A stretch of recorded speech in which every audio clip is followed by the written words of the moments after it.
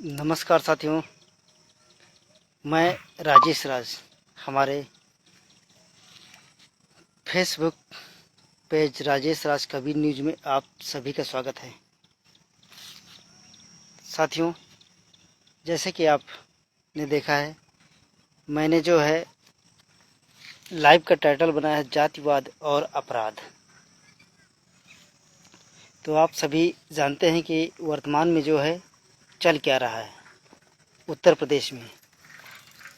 और मैंने पहले भी आपको कई वीडियो में बताया था कि यहाँ पर सज़ा जो मिलती है जात के आधार पर मिलती है। यदि आप सवर्ण हैं तो आप कोई भी कितना भी बड़ा गुनाह कर दें, आपको कोई सज़ा नहीं होगी। अगर आप दलित समाज से आते हैं, बैकवर्ड से आते हैं, तो तुम्हारे खिलाफ तुरंत कार्रवाई होगी और घर पे बुलडोजर भी चला दिया जाएगा, जैसा कि योगी आदित्यनाथ की सरकार में शुरू से होता आया है। साथियों, आज मैं आपके सामने दो मुद्दों पर बात करूंगा, जो दोनों उत्तर प्रदेश के अमेठी जिले के अंतर्गत आने वाले तहसील तिलोई के मोहनगंज थाना क्षेत्र की घटनाएं हैं। पहली घटना में एक लड़की के साथ बलात्कार होता है, जिसके बलात्कारी को आज़ाद कर दिया जाता है। उसे अभी तक कोई गिरफ्तारी नहीं की जाती। घटना है 22 जुलाई और आज है 24 जुलाई, यानी 2 दिन पहले की 22 जुलाई, शायद शुक्रवार। और उसी दिन की दूसरी घटना है अलाईपुर ग्राम सभा की। पहली घटना है चिरुली ग्राम सभा की, थाना मोहनगंज ही आता है, और दूसरी घटना है अलाईपुर ग्राम सभा की। इस घटना में छेड़छाड़ का मामला दर्ज होता है। अलाईपुर उच्च माध्यमिक विद्यालय के टीचर कृष्ण कुमार पर स्कूल के ही कुछ छात्राओं ने अभद्रता यानी अभद्र व्यवहार या गलत टच करने का आरोप लगाया था, जिसको तुरंत तत्काल पुलिस ने एक्शन में आते हुए उसे गिरफ्तार करके रायबली जेल भेज दिया। अभी वो जिला जेल रायबली में बंद है,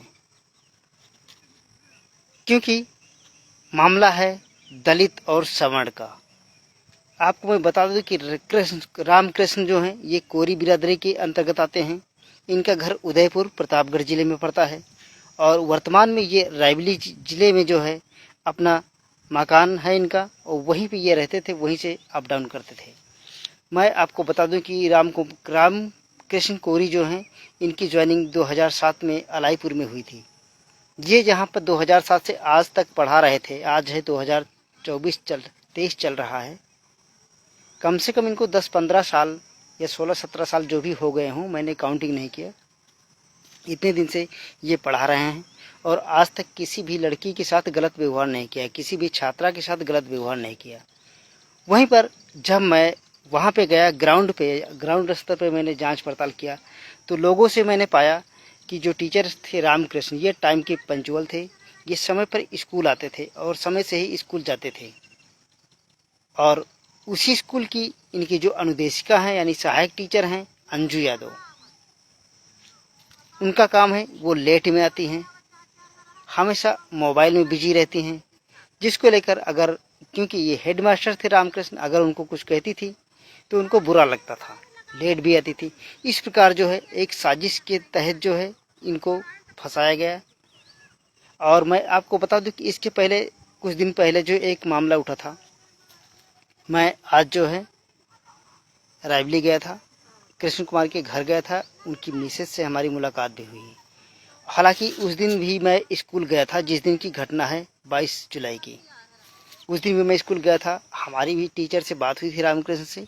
उन्होंने ये बताया था कि भैया कुछ बच्चे बाउंड्री के बाहर घूम रहे थे, मैंने उनको मना किया कि आप लोग अंदर से लिए बाहर सड़क पर मत जाइए।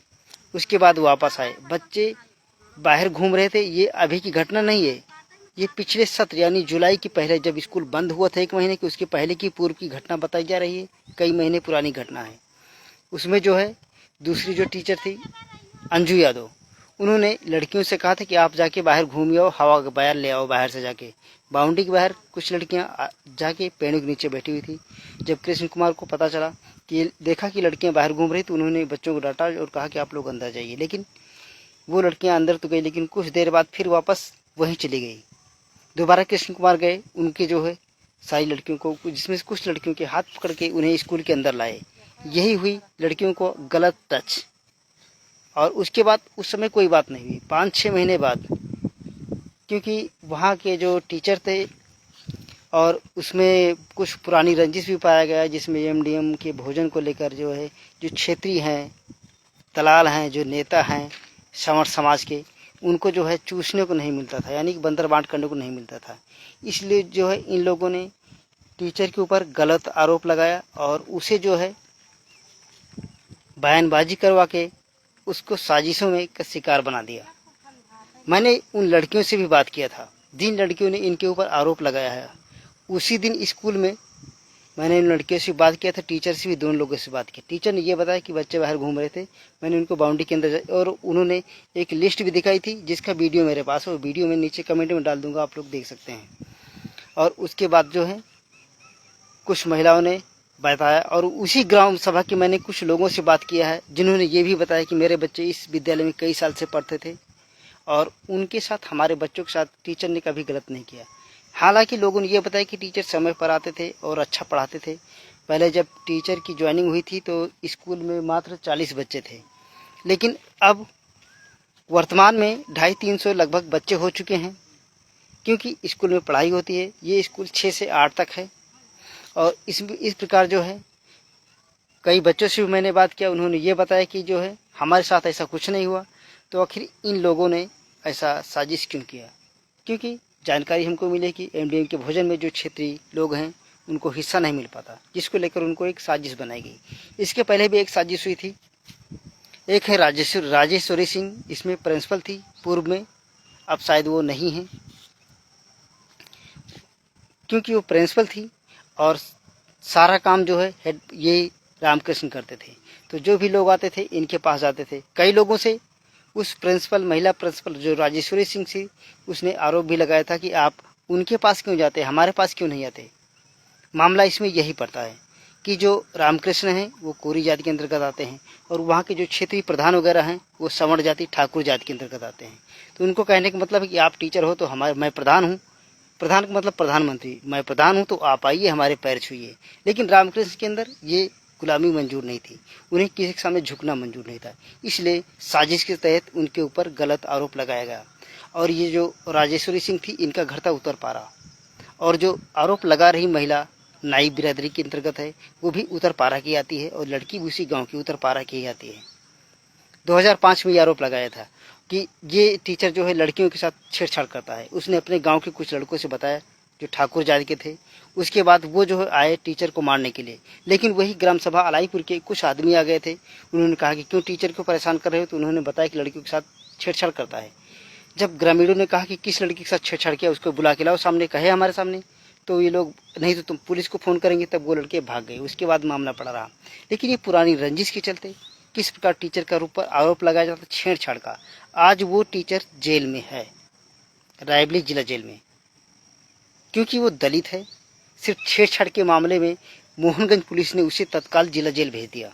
और मैं दूसरी घटना आपको बता रहा हूँ जो इसी मोहनगंज थाना क्षेत्र की है, चिलुली ग्राम सभा की है, जिसमें एक लड़की के साथ बलात्कार किया जाता है जो दलित बिरादरी चमार जाति के अंतर्गत आती है। मामला है चिलुली गाँव का। लड़की जो है, नाम नहीं बताऊँगा, वो लड़की अपने जीजा के घर गई थी जगदीशपुर, और वहाँ से जीजा के लड़के के साथ वापस आ रही थी अपने घर। जब ये पहुँचती भवानी नगर के पास, एक है दुर्गापुर मोड़ के पास एक जंगल है, उसी जंगल के पास शुभम सिंह अपने कुछ दोस्तों के साथ मिलकर उसका जो लड़का था उसकी बाइक की चाबी निकाली और उसके बाद उसको मारा पीटा। यानी कि उसके जीजा का जो लड़का था जिसके साथ लड़की जा रही थी, वहाँ पे रुकाया, जबरन उसको, लड़के को मारा पीटा और लड़की को जो है अपने साथ ले गए जंगल में। दुर्गा मोड़ के पास एक जंगल है, उसी जंगल में घसीट कर ले गए। कुछ लोग बाहर खड़े होके देख रहे थे और बाकी उधर जंगल में मंगल हो रहा था, यानी कि लड़की की रेप किया। उसके बाद उसकी इतना ही नहीं, उसका वीडियो बनाया लड़की का। फिर वीडियो बनाने के बाद उस लड़के के पास गए, उसके लड़की के जीजा के भाई को फ़ोन किया कि मेरे खाते पे 15,000 रुपये ट्रांसफ़र करो, नहीं तो मैं ये वीडियो वायरल कर दूंगा। फिर उसके उसने जो है खाते पे 15,000 रुपये ट्रांसफ़र किया। उसके बाद लड़के को मारा पीटा भी, और ये भी धमकी दी कि अगर अपने घर में बताया तो तुमको जान से मार दूंगा। एफआईआर फिलहाल इस मामले में मोहनगंज थाने क्षेत्र में इसमें भी एफआईआर दर्ज है बलात्कार का और पैसे उगाही का एफआईआर दर्ज है, लेकिन अभी तक बलात्कारी को गिरफ्तार नहीं किया गया क्योंकि उसका नाम है शुभम सिंह और ये शुभम सिंह भवानी नगर के रहने वाले हैं। उनको गिरफ्तार नहीं किया जाता क्योंकि सवर्ण जाति के अंतर्गत आते हैं, मुख्यमंत्री योगी आदित्यनाथ के जाति बिरादरी के अंतर्गत आते हैं, इसलिए उनके ऊपर कोई कार्रवाई नहीं की गई, उनकी गिरफ्तारी नहीं की गई। और जो रामकृष्ण हैं, अध्यापक हैं, सरकारी टीचर हैं, हेडमास्टर थे, इनके ऊपर छेड़छाड़ का आरोप लगा है। उनको तुरंत इसी मोहनगंज पुलिस ने जेल भेज दिया। तो ये है सौतेला व्यवहार मोहनगंज पुलिस का दलित और सवर्ण समाज के अंतर्गत। बलात्कारी आज़ाद और छेड़छाड़ करने वाला जेल में।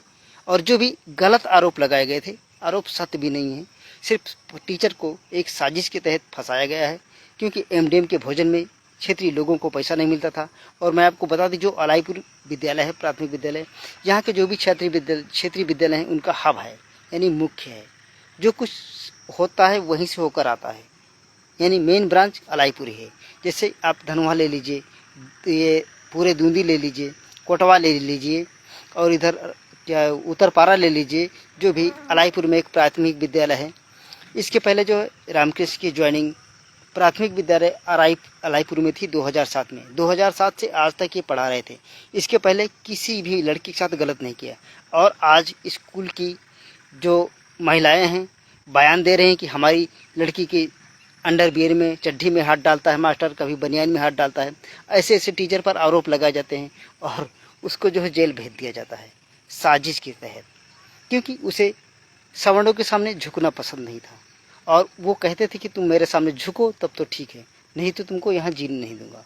हालांकि मैं आपको बता दूं कि इसके पहले भी अगर टीचर को लगता कि हमारे साथ कुछ गलत होने वाला है, इसके पहले भी 1 महीने पहले जो है रामकृष्ण की फ्री में ट्रांसफ़र हो रहा था, बिना पैसे के ट्रांसफ़र हो रहा था, लेकिन उन्होंने ट्रांसफ़र नहीं लिया। उन्होंने कहा कि यहाँ ये क्षेत्र बढ़िया है, मैं इतने दिन से पढ़ा रहा हूँ, यही पढ़ाऊँगा। जिसका परिणाम ये हुआ, क्योंकि उनका टाइम था, पंक्चुअल था, वो टाइम से सुबह आते थे और टाइम से ही जाते थे। और जो टाइम के बावजूद आते थे वो जो है डांटते थे उनके ऊपर, क्योंकि हेड थे, उनको कहते थे आप टाइम से आइए। और जो इनके विद्यालय में हैं अंजू यादव, जो महिला टीचर हैं, इनका काम है कि छात्राओं को भड़काना, उनको जो है टीचर के खिलाफ भड़काना। क्योंकि महिला जो है मोबाइल में हमेशा बिजी रहती है, अगला टीचर जो है वो पढ़ाने में बिजी रहता है बच्चों को, उसको बच्चों के भविष्य के साथ खिलवाड़ नहीं करना, तो उसको ये सज़ा मिली कि आज वो जेल में है। और क्षेत्रीय लोगों ने उसे, क्योंकि टीचर को भी बुरा लगता था, भाई अगर किसी को कोई डांटेगा तो उसको बुरा लगेगा, जाहिर सी बात है। और अंजू यादव भी आज़ाद। हालांकि मैंने उन लड़कियों से भी बात किया था, मैंने उनसे पूछा था कि कब का मामला है। और इसी अंजू यादव ने, जब मैं लड़कियों का बयान लेने के लिए गया तो अंजू यादव ने मुझे लड़कियों का बयान नहीं लेने दिया, क्योंकि अगर मैं लड़कियों का बयान ले लेता तो ये लोग फंस जाते और इनकी प्लानिंग पूरी फेल हो जाती। उस समय, वर्तमान समय में वहाँ पे ब्लॉक प्रमुख थे और क्षेत्रीय कुछ ठाकुर थे, जो भी प्रधान थे, टीचर थे, कई विद्यालय के टीचर भी वहाँ उपलब्ध थे। लेकिन ज़्यादातर लोगों का यही रवैया था कि इसको जो उसके बाद, हाँ, हालांकि ग्रामीणों ने ये भी बताया है कि जब ब्लॉक प्रमुख अलाईपुर विद्यालय पहुँचते हैं तो पहला सवाल जो टीचर हैं उन्होंने पूछा कि किस जाति का है। जब उन्हें यह पता चला कि एससी समाज का है तो ब्लॉक प्रमुख ने कहा इसको कार्रवाई करो, तुरंत जेल भेजो। तो ये होता है जातिवाद और अपराध। इसीलिए मैंने अपने इस वीडियो का टाइटल बनाया था जातिवाद और अपराध। अगर आप सवर्ण जाति के हैं, कोई भी अपराध कर दें, कितना बड़ा अपराध कर दें, आपके ऊपर कोई कार्रवाई नहीं होगी। अगर आप दलित हैं, बैकवर्ड हैं, तो आपके ऊपर तुरंत कार्रवाई भी होगी। चाहे किसी की लड़की हाथी पकड़ ले, पकड़े या न पड़े, कोई झूठा आरोप ही लगा दे, तुरंत तुमको सलाखों के पीछे भेज दिया जाएगा। तो ये है उत्तर प्रदेश की पुलिस व्यवस्था और उसका कानून। मोहनगंज पुलिस के कारनामे, यानी कि बलात्कारी आज़ाद घूम रहा है और छेड़छाड़ करने वाला जेल में। क्या उस बलात्कारी को जेल नहीं जाना चाहिए? मैं आज भी हमारी उस लड़की के भाई से बात हुई थी। लड़की का मेडिकल नहीं कराया जा रहा था।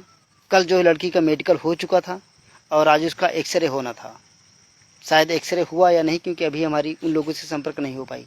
अगर उन लोगों से संपर्क होती है तो मैं बताता हूँ।